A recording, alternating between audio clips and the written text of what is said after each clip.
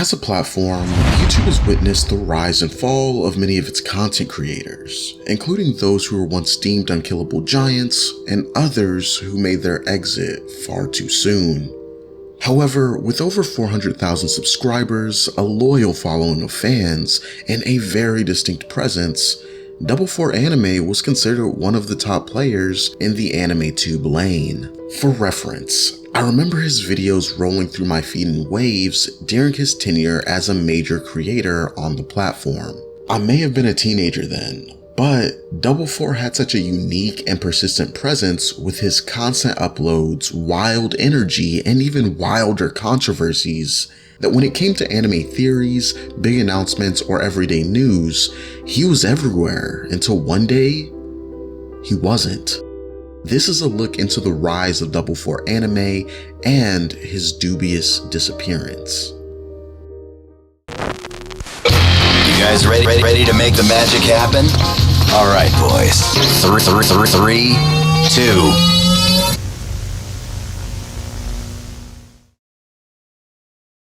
So to make sense of the man that this video is about, it's best that I provide some cultural context for why he existed in the first place. Like many people from my generation and older who grew up in the late 2000s and 2010s, cartoons and shows aimed at preteens and teens were still a significant part of everyday life.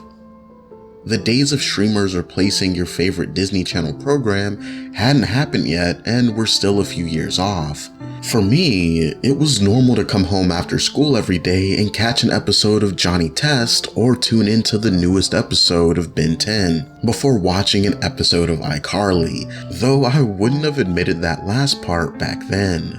Unlike today, however, anime was still taboo around that time. I mean, we're talking 2010 to maybe around 2018. So certain anime like Sailor Moon, Dragon Ball, and Akira were cool. But beyond that, anyone hoping to show the world their collection of Golden Boy or Bible Black anime tapes was unfortunately out of luck, or more likely in the last case, in prison. All of that is to say, anime was not a typical interest where and when I grew up. Even in my teen years, when Attack on Titan exploded on the scene, Naruto reached its crazy conclusion, and Dragon Ball Super began airing, it still wasn't something you shared with people unless you wanted to get stuffed into a locker. And I'm sure for a lot of older Gen Z and other generations, that was more or less the same vibe. For a long time, anime was not cool. Anime was not easily accessible, and anime coverage was practically non-existent. At least it felt that way until we got YouTubers willing to talk about it or even dedicate their whole channels to it.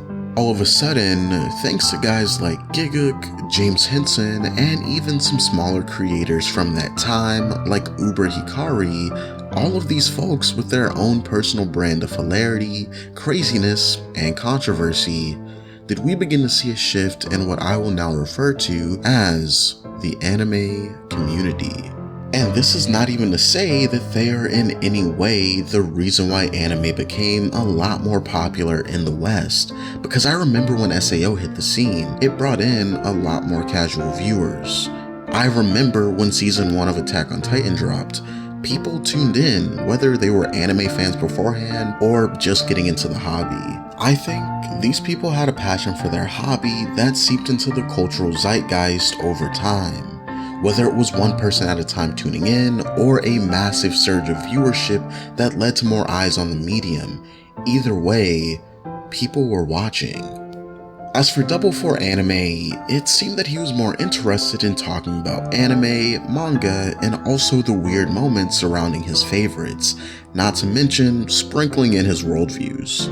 All of these things together, I can imagine, urged him to upload his own content, a lot of which felt like stream of consciousness, almost like a chat with that one friend who tends to get a little chaotic, something that I think he maintained well into his channel's prime, and what even caused me to subscribe to him when I was in that teen anime craze phase of my life somewhere around 2016.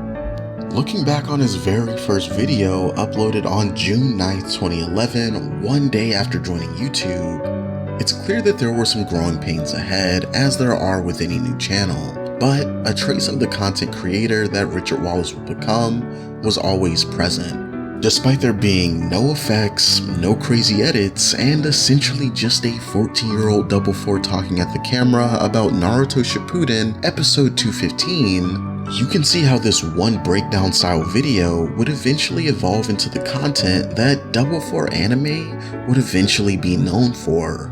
This may come off as a little rude, but watching his early content, something that immediately stands out is his lack of personality. Don't get me wrong, the kid was doing his thing for the first time, but if you're familiar with who Double4Anime would become, then you know personality was not something he had in short supply. Double4Anime was quick to upload, consistent in tone and quality, and he was always there, whether you liked it or not.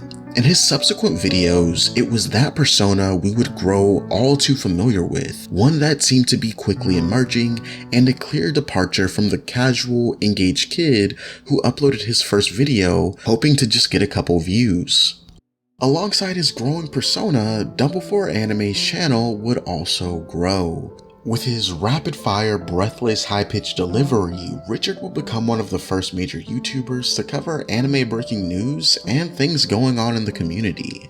It was videos like his Naruto Shippuden episode 425 reaction that cemented his style, rhythm, and the classic Double4isms that would constantly be memed and parodied during that time. On top of that, he consistently went above and beyond to capitalize and be vocal about either new or controversial anime, discussing his thoughts, opinions, and addressing the community regarding theories, announcements, and previews of those same stories. In particular, when it came to Naruto and the series ending, Double4Anime was one of the most prominent voices when it came to breaking news, which ultimately led to a surge of attention for his channel as the gateway anime was in its final moments. From the energy he exuded through the screen to his sense of humor and voice as a content creator, Double4Anime was always there, even if you had to polish some of those rough edges just to find them. Whether you liked him or had another favorite YouTuber that you'd tune into, Richard was one of those guys who was consistent, fast, and always on the pulse of that side of the culture. When the first hints of Dragon Ball's revitalization with Beerus and the newfangled Super Saiyan God began emerging, Double4Anime was there talking about it. When Fairy Tail came onto the scene, as mid as it was, Double4Anime covered it as excitedly as he did with any other anime. The guy managed to work himself into a niche that wasn't too far off from where he started with that first video, even going as far as becoming a fixture in the anime community. But as time passed, the shine began to fade, and not everyone was rooting for him or the kind of content he'd built. As he continued to find success on the platform that gave him so much freedom to express his opinions and give a voice to his passions, it would be that same platform that would create tension and strife both personally and online. 3 different characters, and which one would you marry, and kill? Now, it is no secret that Double4Anime was a controversial figure in the community. When it came to making yourself top op, bro had an uncanny way to make it look like an art form. However, despite what specific creators may have thought about Double4Anime, one thing was clear: he was still pulling in numbers. If you haven't noticed, there isn't a lot of Double4Anime content online compared to what there used to be. What can be found is more than enough to showcase what people initially found to be funny and engaging, and in a format that matched Double4's eccentric personality. In his prime, however, his videos were characterized by their hyper-edited flow, which featured everything from color inversions and perspective distortions to an intensity in his commentary that oftentimes matched his excitement for whatever update or review he was giving. This can even be seen in the previously aforementioned Naruto episode 425 review. Watching videos like that one and many others, it became clear that Double4Anime had a vision for his content and was willing to put in the effort to attract people and showcase who he genuinely seemed to be, making them want to stick around. Of course, not everyone would stay. But enough did, that to this day you can find forums, some of which date back close to a decade, with fans discussing the value they derive from his videos. In an Anime Amino post from February 27th, 2015, user SilverB Pages would even go on to express, if there's anything you should take away from this blog, it's, when watching a Double4Anime video, one thing you will never be is bored. To me, it's these little strokes of positivity from his community that lead me to believe he was reaching people in ways that went beyond what he could offer them in a simple manga chapter breakdown. Double4Anime was giving these people a piece of himself. Hey guys, how are y'all doing? Double4Anime here. Today I'm going to be doing my 10,000 subscriber special. I can't really thank you guys enough. Like, I'm not going to sound corny or anything and say like you guys helped change my life or anything like that, but when I come home from whatever and like I read some of your guys' comments that you guys leave me, it really does make my day. Like, I can go somewhere and actually communicate with people, and you guys are there watching from the get-go. Unfortunately, as 2016 drew to a near, it seemed that his sense of self, or perhaps the pressures of YouTube's shifting algorithm, were beginning to widen the gap between Richard delivering meaningful content and creating videos that would bring an audience right to his digital doorstep. Although I can't confirm what was happening in Richard's personal life, it was clear that Double4Anime was becoming increasingly erratic, not just in terms of upload frequency or tone, but also in how disconnected he seemed from the creator we'd come to recognize. This resulted in some of the most significant controversies that would ever occur on his channel. Let's take a deeper look. By the time 2016 came around, it would become quickly apparent that Double4Anime was beginning to change the marketing strategy for his videos. Other internet detectives such as Mr. Sin would theorize that this was because of the imminent ending of the Naruto anime, the series that Double4Anime had become so known for. A part of me does legitimately think that if this is really a big deal, he was quote-unquote lost because Naruto kind of disappeared, and assuming he isn't full of shit and Naruto was really a big part of his life, when Naruto disappeared, maybe a piece of Double disappeared. Maybe he tried to transition to the Boruto thing, didn't work out, wasn't feeling it the same way Naruto was, lost that love, lost the love of his life, lost a part of himself, and now Double's lost, in a sense. And maybe things aren't going as groovy in the real world, you know, and that's why he's latching on to the internet. It's a tough situation to be in. Personally, I have no idea why he may have gone that route, but between the clickbait era of YouTube or some harebrained scheme to get his viewership up, the fact is that his videos did get increasingly more clickbaity. From false thumbnails and fan art that he would pull straight from DeviantArt to intentionally misleading titles, Double4Anime dove headfirst into that style of presentation, but instead of unprecedented growth, the people that did see these videos began to whisper one of the few words that any content creator is afraid to be called: unreliable. During this time, I specifically remember some of those crazy thumbnails and video title combos. The one that made me go as far as unsubscribing from his channel entirely was a thumbnail of who was supposed to be Kakashi Hatake's child with an activated Sharingan and a video title that read Kakashi Hatake's kid in Boruto anime. It was videos like this one, along with his many false claims about Dragon Ball Super and numerous others, that would become the norm. In my opinion, they contributed to his ascent from breaking news anime guy to untrustworthy content chaser who traded trust for clicks. A sentiment that was echoed within the community, as many of his once loyal viewers and biting haters began to use this new clickbait-oriented content to disparage Double4's character or even outright throw shots at him. But it wasn't Richard's shift in marketing that left a lasting mark on his channel. People began to see a different side of Double4Anime, a much more personal side. Though the chaos had always been a controlled act on his channel, one particular beef exposed how much of a facade that truly was, and in the process, it left the line between Double4Anime and Richard Wallace that much more blurred. You see, Double4Anime's community extended far past simply having an excited audience, viewers who otherwise watch his content and then went about their day. Double4Anime at this point had begun building relationships with other YouTubers in the anime community, even going as far as to collaborate with them. It was several of these collaboration videos with the YouTuber Foreverworld that would act as a prelude to destruction. It was in videos such as this one, and his Naruto The Last video, that would give the impression of a much more positive relationship.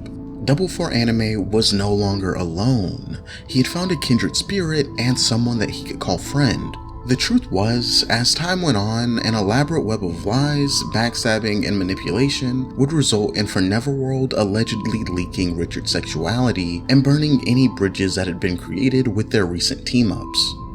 Now, I can only find limited information on a beef that occurred way back in 2017, especially since most of the receipts have since been deleted. However, based on the video that Double4Anime released giving his side of the story, I believe that this betrayal by Foreverworld and all the other parties involved deeply affected Richard. He had to do significant damage control for Double4Anime, but when the dust settled, it was Richard who had to contend with the loneliness and pain that came from such a savage public display and the subsequent broken bonds. This is Double4 and I'm here to do a review on Naruto Shippuden episode 215, Two Fates. I can't just make YouTube videos and do nothing else. These were the words that Double4Anime would say in a video posted on December 12th, 2018, nearly 2 years after his feud and friendship with Foreverworld would come to a whimpering end. I think that many YouTubers, streamers, content creators, and others within that sort of field, so to speak, become trapped in this type of positive feedback loop. You go to the drawing board, do the work, and you see your ideas come to life, then watch it pay off. Or at least that's the general idea, right? For many of these creators, however, that cycle does not end, and inevitably you get sucked so deeply into it that you begin to become the process that made you. I think this tragic eventuality dawned on Richard. He was becoming Double4Anime, the entity that gave him an audience, helped him gain confidence and a sense of being, but ultimately also imparted a great deal of power to Richard. I believe that he knew the line was blurring, so when he made his video titled, "Sorry, I Was Wrong," it was the byproduct of at least one of his attempts to separate the man from the monster, this thing that he had put his faith in, but ultimately had cost him friends, fans, and soon, perhaps even his sanity. Because Double4Anime wasn't just a creator anymore. He had waged war with his community, his peers, but also himself. Now, some of you might view Richard's video as attention-seeking or as this out-of-place artifact within his sea of anime breakdowns.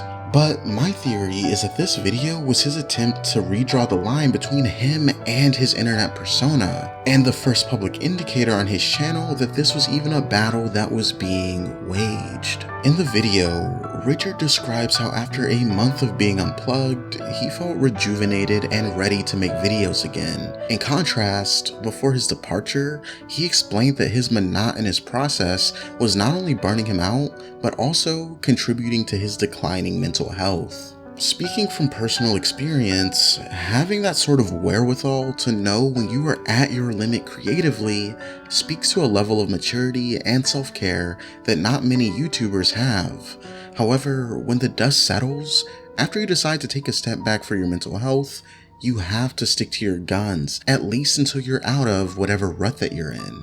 For me, it took nearly 3 years. For Richard, according to his video, it only took a matter of weeks. That is why I believe that this moment of his return ultimately spoke to a different part of Richard that couldn't resist slipping back to his more recognizable persona. In doing so, we get our first glimpse at the shift that would start as a slow trickle, but then like a typhoon, sweep across Double4Anime's channel, bearing change, darkness, and before too long, leaving us the audience wondering, where is Double4Anime? In 2020, Double4Anime would begin exhibiting behavior that many fans would call concerning, others heartbreaking. As his uploads became increasingly incoherent, many of his fans and audience members took to the internet, hoping to understand whether it was a mere rebranding of his channel or something more sinister.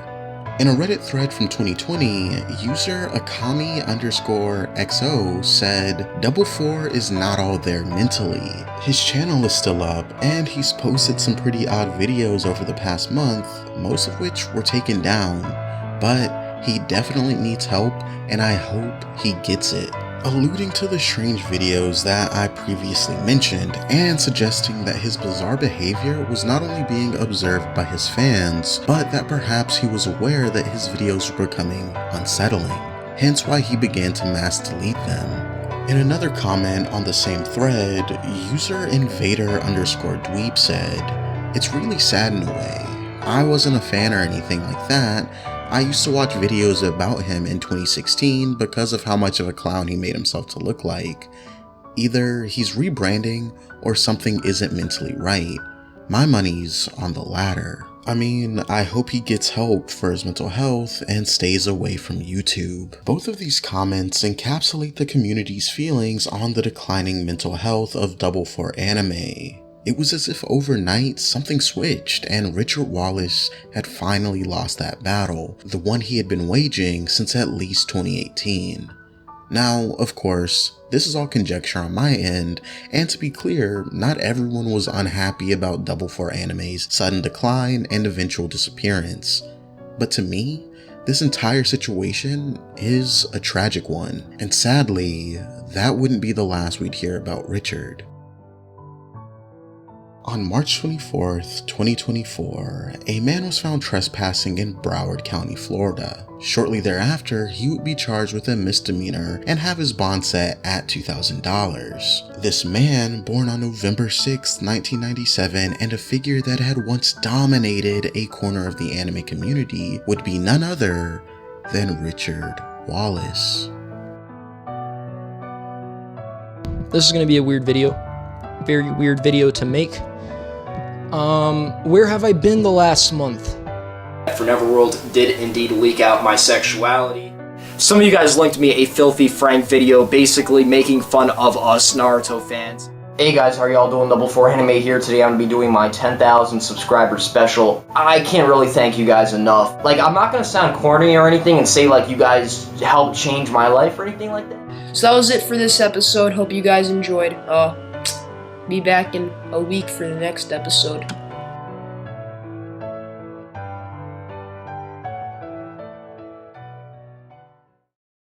These days, when you search for Double4Anime, you won't find his latest video or any heartfelt goodbye. You'll find echoes, Reddit threads, old memes, scattered uploads, and people asking the same question. What happened to Richard Wallace? What happened to Double4Anime? What makes his tale so haunting is that there was no clear final act, no farewell upload, and no breadcrumbs or exit notes like you'd expect from a big YouTuber fading from the spotlight. Just silence. A few eerie cries for help, and then the slow public unraveling of someone who for many had become a familiar face even if you only clicked on his videos once or twice. If you look at the anime community today, it's a very different place. Studios pump out more content than ever, and channels like this one that thrive on in-depth analysis and seasonal breakdowns roar like never before. And in all that noise created by these clamoring voices, it's easy to forget just how much of that format was pioneered by people like Double4Anime. His rapid uploads, his frantic editing, his urgency to be first. Whether you love that style or rolled your eyes at it, there's no denying. He helped set the tone for a generation of anime YouTube. Still, despite his arrest last year, whatever the details behind it, I hope he got the help that he needed. I hope he knows how many people he impacted, because for all the things he said or did that I won't defend and cannot co-sign, it's still true that Richard helped normalize something that once felt weird to talk about. He gave anime fans, especially the young ones, a loud, chaotic, unapologetic voice on a platform that didn't have many. Richard Wallace may be gone from the platform, but his voice still echoes in the memes, the edits, the memories, and in the minds of those who grew up seeing him in their feed. This wasn't just a disappearance, it was the collapse of someone who gave more than we probably realized. Maybe the real tragedy of Double4Anime wasn't the clickbait or the feuds, it was that nobody saw the end of an era coming until it was already here. Wherever he is now, I hope he's found peace. Whether you were subscribed or just passing by, chances are you heard him once and you haven't forgotten. With all that said, if you go to his channel now, bizarrely named @knee-shaped-eros, you'll still see that classic Double4 banner. You'll find links to his socials, his Patreon, and a bittersweet channel description. But most of all, you'll find just one video.